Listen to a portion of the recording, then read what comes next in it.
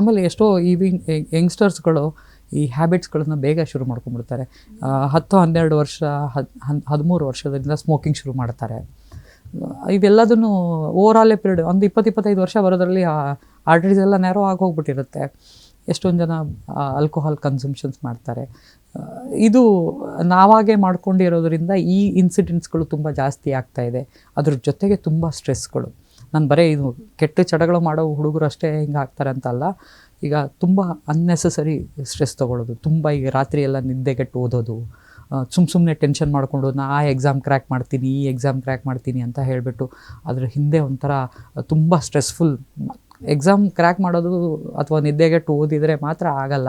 ಅದಕ್ಕೊಂದು planned ವೇದಲ್ಲಿ, planned ಅಪ್ರೋಚಲ್ಲಿ ನಾನು ಹೋದಾಗ ಆ ಎಕ್ಸಾಮ್ಸ್ಗಳನ್ನು ಕ್ರ್ಯಾಕ್ ಮಾಡ್ಬೋದು. ಅದನ್ನೆಲ್ಲರೂ ನಿದ್ದೆಗೆಟ್ಟು ಊಟ ಬಿಟ್ಟು ಎಲ್ಲದನ್ನು ಹೆಲ್ತ್ ಹಾಳು ಮಾಡ್ಕೊಂಡು ಯಾರೂ ಕ್ರ್ಯಾಕ್ ಮಾಡಬೇಕು ಅಂತೇನಿಲ್ಲ. ಅದರದ್ದು ಆ ವೇನೇ ಬೇರೆ ಇದೆ. ನಾವು ಅದನ್ನು ಹಂಗೆ ಕ್ರಿಯೇಟ್ ಮಾಡ್ಕೊಂಡಾಗ ಅಂಥ ಮಕ್ಕಳಿಗೂ ಈ ಥರ ಸ್ಟ್ರೆಸ್ಗಳು, ಈ ಥರ ಹೆಲ್ತ್ಗಳು ಅಬ್ನಾರ್ಮಲ್ ಆಗಿ ಇದಾಗ್ತಾಯಿದೆ. And obesity is a major cos.